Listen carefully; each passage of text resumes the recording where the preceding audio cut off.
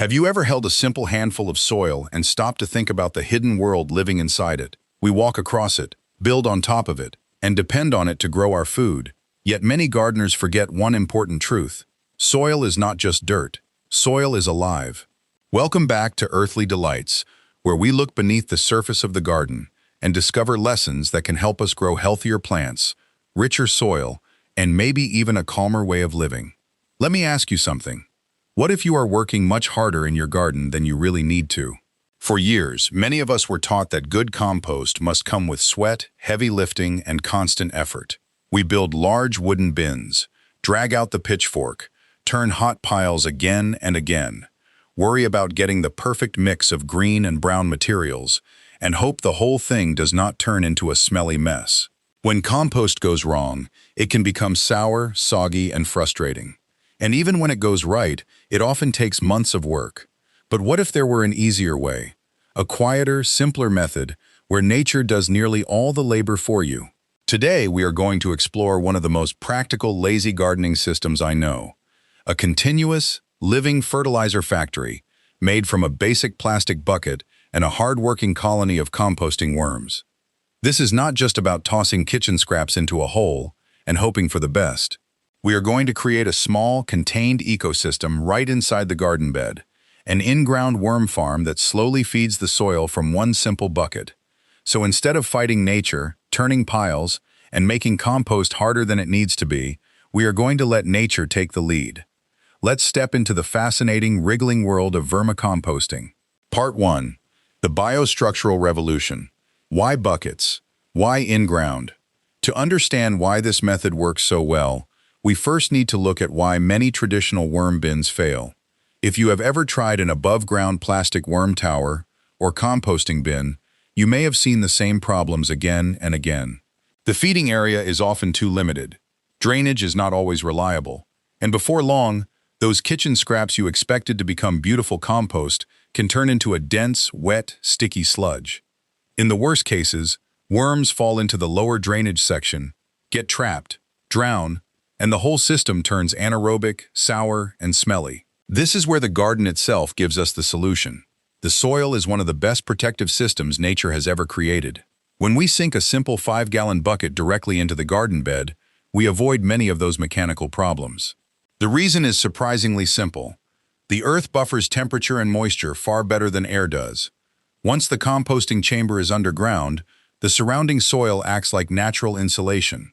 During hot summer days, the soil below the surface stays cooler and gives the worms a safer place to live. During cold winter weather, that same soil mass helps prevent the bucket from freezing solid. In a way, it gives the worms what every living system needs, a stable foundation. And this is not just about protecting worms. By placing the bucket right inside the garden bed, we connect the composting system directly with the rhizosphere, the active zone where plant roots, microbes, fungi, moisture, and nutrients all meet. You are not simply making a compost bin. You are placing a living fertility center exactly where your plants can benefit from it most. Part 2. Building the Fortress of Fertility, the DIY setup. So how do we build this underground fertility system? The good news is that it is simple, inexpensive, and very practical. In many cases, you can make it for under $15, and if you already have the materials at home, it may cost almost nothing. Start with a 5-gallon food-grade plastic bucket with a tight-fitting lid. Food-grade plastic matters because this bucket will sit in the soil that feeds your plants, and you do not want questionable materials leaching into your garden. A 5-gallon bucket also gives worms more horizontal feeding space than a narrow pipe. Narrow pipes may look neat, but they compact quickly and give worms too little room to work efficiently. Now the bucket needs openings for air, drainage, and worm movement. On the lid, drill about 8 to 12 small 1/4-inch holes to allow gas exchange. Just below the upper rim, drill a row of very small 1/16-inch holes. These help prevent carbon dioxide from building up and keep the system breathing, even after heavy rain. Around the lower sides of the bucket, drill 20 to 30 larger holes, about 1/2 to 3/4 inch wide, spaced an inch or two apart. These are the passageways that allow worms to move between the bucket and the surrounding garden soil. Through these openings, they can carry castings, microbes, and fertility right into the root zone. Then drill another 20 to 30 holes in the bottom of the bucket. This is important because excess moisture must be able to drain away. Without drainage, the bucket can become waterlogged, oxygen drops, and the system turns into the kind of swampy compost nobody wants. Once the bucket is ready, dig a hole in the garden bed about 11 to 13 inches wide and roughly 6 inches deeper than the bucket itself. That extra depth is not wasted space. Fill it with coarse wood chips or heavy mulch to create a stable false bottom. Wood chips break down much more slowly than cardboard, so they help maintain drainage and prevent the soil underneath from compacting too quickly. Lower the bucket into the hole, but keep the top 3 inches above the soil surface, including the lid and upper ventilation holes. This small detail matters because it helps keep heavy rain from flooding the worm colony. Backfill the soil firmly around the sides, settle everything in place, and your underground worm farm is ready for life. Part 3. The Unsung Heroes. Choosing the right worms. Now that the bucket is built, we need to choose the right workers for the job. This is where many beginners make their first big mistake. It may seem logical to dig up a few earthworms from the garden and drop them into the bucket, but that is not the right approach. Not all worms live, feed, and behave the same way. The large earthworms commonly found deeper in garden soil, such as Lumbricus terrestris, are anisic worms. They are deep burrowing worms. Their natural role is to move vertically through long channels in the soil. They need depth, space, and the ability to travel. If you put them into a bucket packed with food scraps, they do not behave like composting worms. They become stressed, try to escape, and usually fail to thrive. For this system, we need epigeic worms, the surface-dwelling composting worms. These worms naturally live in the upper layer of decomposing organic matter, much like the leaf litter on a forest floor. They are comfortable in dense organic material, they tolerate living close together, and they reproduce quickly when conditions are right. The best-known choices are red wigglers, Icenia fetida, and European nightcrawlers, Icenia hortensis. These worms are small but incredibly efficient. Red wigglers, in the right conditions, can process a large amount of organic matter compared with their body weight each day. That is why they are so valuable in vermicomposting. Think about what they are doing. They take what most people call waste, vegetable peels, fruit scraps, coffee grounds, bits of old plant material, and turn it into something that supports life. In the garden, waste is rarely the end of the story. With the right biology, it becomes fertility. You can buy composting worms online, from a bait shop, or from another gardener who already has a healthy worm bin.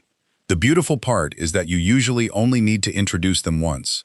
After that, if the bucket stays moist, aerated, and properly fed, the worms will multiply naturally and adjust their population to the food and space available. Part 4. The Art of the Bedding. Creating a micro-ecosystem. If you want worms to stay healthy and work steadily, you have to understand bedding.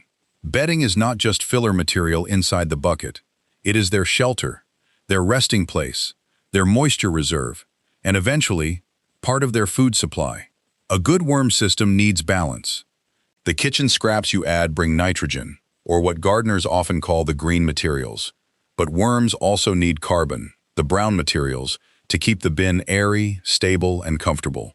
For bedding, you can use shredded black and white newspaper, unbleached paper bags, torn corrugated cardboard, dry leaves, or coconut coir. The goal is not to pack the bucket tight, but to create a loose, breathable layer where worms can move easily. The most important detail is moisture. Worms breathe through their skin, so their bedding cannot be too dry. If it dries out, their skin loses moisture, and they struggle to survive. But too much water is just as dangerous. When the bedding becomes soggy, oxygen disappears, anaerobic bacteria take over, and the bucket can begin to smell like sour, fermented waste. The simple rule I always use is this: the bedding should feel like a wrung-out sponge. It should not drip water when squeezed, and it should not feel dusty or dry. It should be evenly damp, soft, and cool to the touch. Place a thick 4 to 6 inch layer of this moist carbon bedding at the bottom of the bucket and fluff it lightly so air can still move through it. There is one more small but useful detail. Worms do not have teeth. Like chickens, they rely on a muscular gizzard to help grind food. For that, they need a little grit. A handful of garden soil, A small sprinkle of diatomaceous earth, or finely crushed eggshells mixed into the bedding, can help them process food more efficiently. When you prepare the bedding correctly, you are not just filling a bucket with scraps, you are building a living micro-ecosystem where moisture, air, carbon, microbes, and worms can work together. Part 5. The Gourmet Menu. What to feed the beast and what to avoid. Once the bucket is ready and the worms are settled in, it is time to feed them. But even though composting worms are hardworking eaters, they still have limits. Knowing what to feed them and what to keep out is what separates a clean, productive worm farm from a smelly, rotting problem. The safest rule is to feed them mostly a vegetarian diet. They do very well with fruit and vegetable scraps, apple cores, carrot tops, melon rinds, banana peels, and crushed eggshells. Used coffee grounds and tea bags can also be useful when added in moderation. Coffee grounds deserve a little extra attention because gardeners often disagree about them. Some people warn against using them, while others treat them like a secret ingredient. The truth is in the amount and the balance. Coffee grounds can be acidic, especially when too much is added at once in a small system. If the pH drops too far, worms become stressed. But when coffee grounds are used moderately and balanced with alkaline materials like finely crushed eggshells, they can become a strong nitrogen source. They also encourage microbial growth, and worms are really feeding on much of that microbial life developing on the material. Now let's talk about what should stay out. Do not feed worms meat, dairy, fats, bones, or oils. In a closed bucket system, these materials can rot without enough oxygen, create terrible odors, and attract pests such as rats, mice, and raccoons. Also avoid large amounts of strong, fragrant foods like citrus peels, onions, and garlic. A small amount is usually not a disaster, but too much can make the bin overly acidic or unpleasant for the worms. As a simple guide, if the smell is sharp and overpowering to you, it is probably not ideal for them either. The biggest beginner mistake is overfeeding. When people first build a worm farm, they often get excited and add too many scraps at once. But if food piles up faster than the worms and microbes can break it down, it starts to rot. That is when the bucket turns sour and fruit flies show up. Patience is the key. Start with a small handful of scraps, bury it under bedding, and wait until most of it is broken down before adding more. And whenever possible, chop the scraps into smaller pieces, around 1 inch or less. Smaller pieces create more surface area, which helps microbes and worms process the food much faster. Part 6. Reaping the Rewards. Black Gold and the Liquid Truth. After a few months of steady feeding, the real transformation begins to show. Beneath the surface, your kitchen waste has gone through a quiet kind of alchemy. What might have been thrown into the trash or sent to a landfill has been turned into worm castings, which is the polite name for worm manure. Gardeners often call worm castings black gold, and for good reason. They are rich, dark, crumbly, earthy smelling, and full of nutrients in forms that plants can use more easily. Compared with ordinary garden soil, good castings can be far more concentrated in available fertility, and they also carry helpful microbial life that supports healthier roots. Because this bucket sits directly inside the garden bed, the system works with very little effort from you. As the scraps break down, soluble nutrients, microbes, and organic compounds move gradually into the surrounding soil. Over time, this creates a fertile zone around the bucket where nearby plant roots can benefit. Instead of carrying compost around the garden by hand, the worms help move that fertility into the soil, where your plants are already growing. But if you want to harvest clean castings for seedlings, containers, or houseplants, there is an easy way to do it without dumping everything out and sorting worms by hand. Use horizontal migration. For a couple of weeks, place all fresh food scraps on only one side of the bucket. The worms will naturally move toward the fresh food. Once most of them gather on that side, the opposite side will contain more finished castings with fewer worms. You can scoop that material out, replace it with fresh bedding if needed, and let the colony keep working. Now we need to be honest about the liquid that sometimes drains from worm systems. Many people call that dark liquid worm tea, but that is not accurate. True worm tea is usually made by steeping finished castings in water, often with aeration. The liquid that drains from the bottom of a bin is leachate. It is simply excess moisture that has passed through decomposing material. If the system is healthy, well drained, and smells earthy, that leachate may be usable with caution. But if the bucket has been too wet or is turned even slightly anaerobic, the liquid may contain harmful bacteria instead of beneficial biology. The best test is your nose. If it smells sour, foul, rotten, or sewage-like, do not use it on your plants. Dispose of it safely away from the garden. If it smells fresh and earthy, dilute it heavily, at least 10 parts water to 1 part leachate, and use it only on the soil around ornamental plants. Do not spray it on leaves, and do not apply it to the edible parts of food crops. Treat leachate as a cautious bonus, not the main reward. The true treasure of this system is the finished worm castings. Part 7. Nature's Harmony and Troubleshooting. Roots, Pests, and Balance. When you create a strong pocket of biological fertility in the soil, nature will respond. That is one of the most interesting parts of an in-ground worm farm, and also one of the small challenges you need to manage. As nutrients, moisture, and microbial activity spread from the bucket into the surrounding bed, nearby plants will sense that richness. Heavy feeders like tomatoes, shrubs, and even young trees may send their roots toward the bucket. Those roots can find the holes in the sides and begin growing into the worm chamber. If you ignore this for too long, the roots can form a thick, fibrous mat inside the bucket.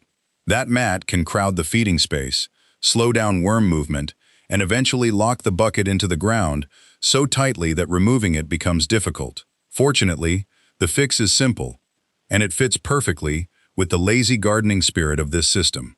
Every week or two, when you open the bucket to feed the worms, grab the handle and rotate the bucket about 90 to 180 degrees in the soil. That small twist cuts off the fine roots trying to enter through the holes before they become a serious problem. You do not need chemicals, barriers, or complicated trenching. Just a quick turn keeps the bucket usable and the worm colony working. Pests are also easy to manage if you keep the system clean and covered. To prevent fruit flies, always bury fresh food scraps under damp bedding, finished castings, or a light layer of garden soil. If flies cannot easily smell or reach the fruit, they are much less likely to lay eggs there, and always keep the lid secured tightly. That one habit helps protect the bucket from mice, rats, raccoons, and other nighttime visitors looking for an easy meal. A worm farm should feed your soil, not become a buffet for pests. Conclusion: the philosophy of the soil. When we step back and look at this system, it becomes clear that we have built something more meaningful than a plastic bucket with holes in it. We have created a small living ecosystem. We took the kitchen scraps that many people would call garbage, placed them back into the cycle of soil life, and allowed worms, microbes, moisture, and roots to turn waste into fertility. Worm composting teaches a lesson that goes far beyond gardening. It teaches patience. In a world where we expect quick results, compost works quietly. Most of the transformation happens out of sight. You may not notice much from one day to the next, but over time, scraps become castings. Castings feed roots. Roots strengthen plants, and the whole garden begins to respond. The worms do not rush. They work at their own ancient rhythm. They balance their numbers, process decay, and remind us that we do not always need to force nature into obedience. Often, the wiser path is to guide it gently and work alongside it. At that point, you are not just growing plants, you are helping conduct a living orchestra beneath the soil. So now I ask you, are you ready to try the lazy worm farm? Are you ready to let thousands of tiny workers help feed your garden while you step back and let nature do what it does best? If this journey into the soil inspired you, hit the like button, subscribe to Earthly Delights, and share this with a friend who may be working a little too hard in the garden. And down in the comments, tell me this. What is the first kitchen scrap you would feed to your worm colony? Or, if the thought of a bucket full of worms still makes you uncomfortable, be honest and tell me that too. Until next time, keep your hands dirty, your mind open, and never stop noticing the earthly delights waiting beneath your feet.